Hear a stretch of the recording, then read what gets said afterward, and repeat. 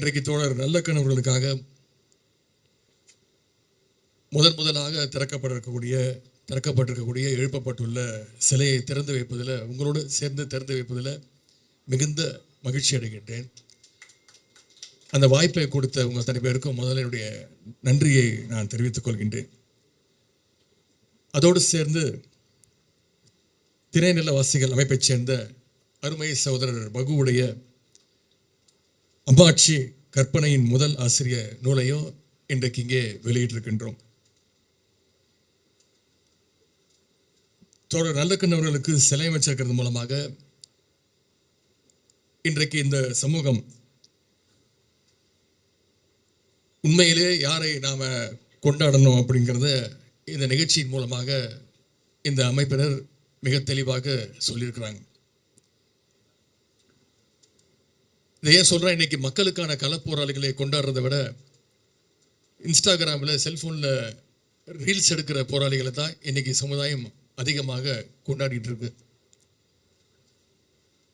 ஆனால் போராட்டா எதுவும் கிடைக்கும் அப்படின்னு உறுதியாக நம்பியவர் ஐயா நல்லக்கண்ணு அவர்கள். அதற்கு ஒரு மிகச்சிறந்த உதாரணம் சமீபத்தில் நடந்த பாலன் இல்லத்தில் நடந்த டெல்லியில் நடந்த நீட் விலக்கு போராட்டம். டெல்லியில் நடந்த போராட்டம் அதன் தொடர்ச்சியாக இன்னைக்கு இந்தியா முழுக்க இளைஞர்கள் அந்த போராட்டத்தில் ஈடுபட்டாங்க. ஆனால் நீட் எதிர்ப்பு போராட்டம் அப்படிங்கிறது தமிழ்நாட்டுக்கு புதுசு கிடையாது. என்னைக்கு நீட் முதலாக வந்துச்சோ அன்னையிலிருந்து திராவிட முன்னேற்ற கழகம் அதை எதிர்த்து கொண்டுதான் இருக்கின்றது.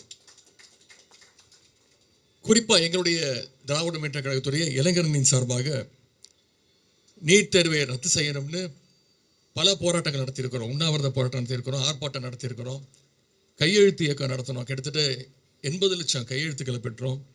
பைக் ரேலி அப்படின்னு பல்வேறு நீட் ஒழிப்பு போராட்டங்களை திராவிட முன்னேற்ற கழகம் நடத்தியிருக்கு.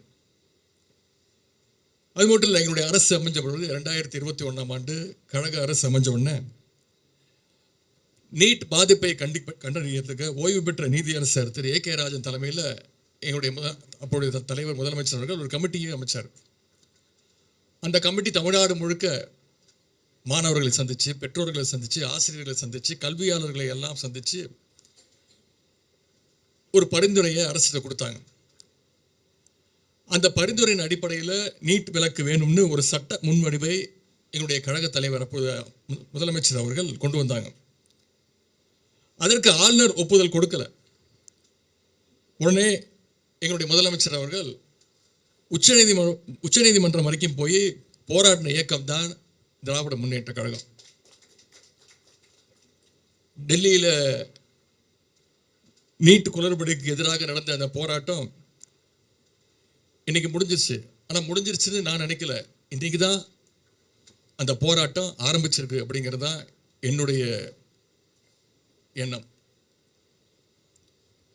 நீட்டை முற்றிலும் ஒழிப்பதற்கான தொடக்கமாகத்தான் நான் இந்த போராட்டத்தை பார்க்குறேன். ஐயா நல்லக்கண் அவர்கள் இன்னைக்கு இருந்திருந்தா அவரும் நிச்சயம் இதுதான் சொல்லியிருப்பாரு. ஐயா நல்லக்கண் அவர்கள் எந்த அளவுக்கு எளிமைக்கு சொந்தக்காரரோ அதே அளவுக்கு போராட்ட குணத்திற்கும் அவர் சொந்தக்காரர். அப்படிப்பட்ட ஐயா நல்லக்கண் அவருடைய சிலையை திறந்து வைக்கிறது என்னுடைய வாழ்நாள் பெருமையாக நான் கருதுகின்றேன். இங்கே தோழர் பகு அவர்கள் சொல்லும்போது குறிப்பிட்டு பேசினார். இந்த நிகழ்ச்சிக்கு திராவிட முன்னேற்ற கழகத்துடைய சட்டமன்ற உறுப்பினர் இளைஞரணி செயலாளர் வருகிறார். தோழர் வீரபாண்டியன் அவர்களும் வருகிறார். பல்வேறு இடங்கள்லேருந்து தொலைபேசி அழைப்புகள், விசாரிப்புகள். ரொம்ப பாலிஸ்டாக சொன்னார், ஏதாவது உள்ளர்த்தம் இருக்குதா அப்படின்னு. என்கிட்ட வந்தோடனே ஓப்பனாகவே சொன்னார். நிறைய பேர் ஃபோன் பண்ணி கேட்டாங்க, சார் குதிரை பேரம் நடத்துறீங்களா நாளைக்கு நிகழ்ச்சியில் அப்படின்னு. உண்மையாகவே குதிரை பேரம் எங்கே நடக்குதுன்னு உங்களுக்கு தெரியும், வந்ததுக்கு என்னை விட உங்களுக்கு நன்றாகவே தெரியும். இங்கே தோழர் வீரபாண்டியன் அவர்கள் வந்தோடனே என்கிட்ட பேசிக்கிட்டு இருந்தார். தலைவர் எப்படி இருக்கிறாங்க, தந்தையார் எப்படி இருக்காங்கன்னு கேட்டார்.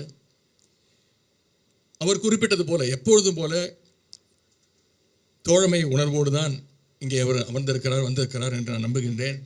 ஏன்னா அவர் சொன்னது மாதிரி தமிழ் உரிமை, தமிழ்நாட்டு உரிமை, அதற்கு எதிராக என்ன நடந்தாலும் திராவிட இயக்கமும் பொது உடைமை இயக்கமும் என்றைக்கும் ஓரணியில் கைகோர்த்து களத்தில் நிற்கும். டாக்டர் கலைஞர் அவர்கள் அடிக்கடி பெருமையாக குறிப்பிட்டிருக்கிறார், நான் மட்டும் தந்தை பெரியார் அவர்களை சந்திக்காமல் இருந்திருந்தால் நிச்சயம் ஒரு கம்யூனிஸ்ட்காரனாகத்தான் இருந்திருப்பேன் அப்படின்னு பெருமையாக சொல்லியிருக்கிறார். அந்த அளவுக்கு கம்யூனிஸ்டுகள் மேலே நம்முடைய டாக்டர் கலைஞர் அவர்களுக்கு தனி பாசம் உண்டு. இன்னும் ஒரு சின்ன இன்சிடென்ட் இங்கே குறிப்பிட விரும்புகின்றேன். 2016ஆம் ஆண்டு சட்டமன்ற தேர்தலில் திராவிட முன்னேற்ற கழகம் வெற்றி வாய்ப்பை இழந்துட்டோம்.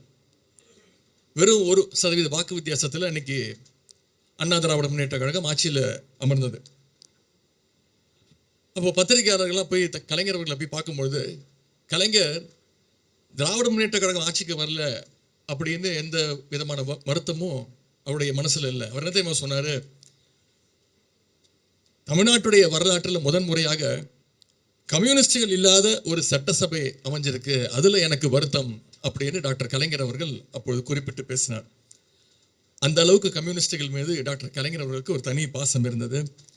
குறிப்பாக ஐயா நல்லக்கண்ணு, பெரியவர் சங்கரையா போன்றவங்க மீது கலைஞர் அவர்களுக்கு அளவு கடந்த பாசம் இருந்தது. ஆட்சியில் இருந்தாலும் சரி, இல்லானாலும் சரி, அவங்க சொல்ற கருத்துக்களை எல்லாம் கேட்டு உள்வாங்கி அதை நடைமுறைப்படுத்தியவர் தான் டாக்டர் கலைஞர் அவர்கள். கலைஞர் வழியில் எங்களுடைய தலைவர், கழக தலைவர் அவர்களும் எப்பொழுதுமே கம்யூனிஸ்ட் தலைவர்கள் அவர் மீது தனி பாசம் கொண்டவர், மரியாதை கொண்டவர். ஐயா நல்லக்கண்ணு அவர்களை அடிக்கடி சந்திப்பதை வழக்கமாக வச்சிருந்தவர் எங்களுடைய தலைவர் அவர்கள். குறிப்பாக நல்லக்கண்ணு ஐயாவுடைய பிறந்தநாள் அன்னைக்கு அது என்ன வேலையாக இருந்தாலும் சரி, அவருடைய வீட்டுக்கு முதல்ல போய் அவருடைய வாழ்த்துக்களை முதல்ல பெறக்கூடியவர் எங்களுடைய தலைவர் அவர்கள் என்பதை யாராலும் மறுத்துவிட முடியாது. ஐயா நல்லக்கண்ணு அவர்களுக்கு தமிழ்நாடு அரசுடைய மிக உயரிய விருதான தகைசால் தமிழர் விருதையும் வழங்கி பெருமைப்படுத்தியவர் எங்களுடைய தலைவர் அவர்கள். நல்லக்கண்ணு ஐயா அவர்கள் மறைஞ்சப்போ அவருக்கு முழு அரசு மரியாதையும் கொடுத்தவர் எங்களுடைய தலைவர் அவர்கள். அப்பொழுது பால் நிலத்தில் வைக்கப்பட்டிருந்த ஐயா நல்லக்கண்ணுடைய உடலுக்கு அப்போ முதலமைச்சராக இருந்த எங்களுடைய கழக தலைவர் அவர்கள் உணர்ச்சி பெருக்கோடு வணக்கம் செலுத்திய அந்த காட்சியை நிச்சயம் யாராலும் மறந்திருக்க முடியாது. நானும் ஐயா நல்லக்கண்ணு அவர்களை பலமுறை சந்தித்திருக்கின்றேன். 2021ஆம் ஆண்டு நான் சட்டமன்ற உறுப்பினராக தேர்ந்தெடுக்கப்பட்ட பிறகு நான் முதல்ல போய் வாழ்த்து பெற்றது ஐயா நல்லக்கண்ணு அவர்களிடம் தான். இங்கே ஏற்கனவே குறிப்பிட்டது போல யாரை சந்தித்தாலும் புத்தகங்கள் கொடுப்பார், புத்தகங்களை பரிமாறிக்கொள்வார். நானும் அவர்கிட்ட போய் புத்தகங்கள் கொடுத்தேன், அவர் என்கிட்ட புத்தகங்கள் பரிமாறிக்கொண்டார். நிறைய அரசியல் பேசுவார், பல அறிவுரைகளையும் சொல்லியிருக்கின்றார். அதே போல் இங்கே தோழர் பகுவுடைய அம்மாட்சி கற்பனையின் முதல் ஆசிரியர் புத்தகத்தையும் இன்னைக்கு வெளியிட்டிருக்கின்றோம். ஒரு புத்தகத்தை கொண்டு வருவது ஒரு சாதாரண விஷயம் கிடையாது. இளைஞரணி திமுக இளைஞரணி சார்பாக நாங்களும் ஒரு பதிப்பகத்தை நடத்தி வருகின்றோம். அதற்கு நான் பதிப்பாளர். அந்த வகையில் ஒரு பதிப்பாளராகவும் இந்த நிகழ்ச்சியில் கலந்து கொள்வதை நான் மிகுந்த பெருமையாக கருதுகின்றேன். தோழர் பகு இந்த புத்தகத்திற்காக நிறைய உழைச்சிருக்கிறாரு. திணைநில வாசிகளுக்கும் கழக இளைஞரனுக்கும் ஒரு மிக நெருங்கிய தொடர்பு உண்டு.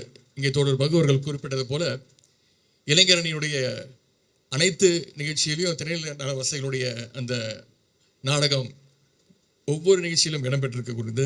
அது சிறிய நிகழ்ச்சியாக இருந்தாலும் சரி, பெரிய பெரிய மாநாடுகளாக இருந்தாலும் சரி, அறிவு திருவிழா, இப்படி பல்வேறு நிகழ்ச்சிகளில் முதல் நிகழ்ச்சியாக திணைநில வாசிகளுடைய கலை நிகழ்ச்சி நிச்சயம் இடம்பெற்றிருக்கிறோம். தோழர் பகு ஒரு சிறந்த எழுத்தாளர், நாடக இயக்குனர், பயிற்சியாளர், LGBT மக்களுடைய உரிமைக்கான குரலாக இருப்பவர். எனக்கு அவர்கிட்ட ரொம்ப பிடிச்ச விஷயம் என்னன்னா, தமிழ்நாடு முழுக்க டிராவல் பண்ணி குழந்தைகள், பெரியவர்கள், மலைவாழ் மக்கள் அப்படின்னு நிறைய பேருக்கு நாடகக்கலை சம்பந்தமான பயிற்சிகளை தொடர்ந்து சிறப்பாக கொடுத்துட்டு வராரு. அவருடைய அந்த அனுபவங்களை எல்லாம் இந்த இன்னைக்கு புத்தகத்தில் எழுதியிருக்கிறாரு. இந்த புத்தகம் பல ஆயிரம் பிரதிகள் விற்க என்னுடைய வாழ்த்துக்களை நான் தெரிவித்துக் கொண்டு, ஐயா நல்லக்கண்ணுடைய புகழ் ஓங்கட்டும். உதவும் கைகள் அறக்கட்டளை தோழர் பகு உள்ளிட்ட திரைநிலவாசிகள் அமைப்பைச் சேர்ந்த அத்தனை பேருக்கும் மீண்டும் என்னுடைய வாழ்த்துக்களை தெரிவித்து இந்த வாய்ப்புக்கு நன்றி கூறி விடைபெறுகின்றேன். நன்றி, வணக்கம்.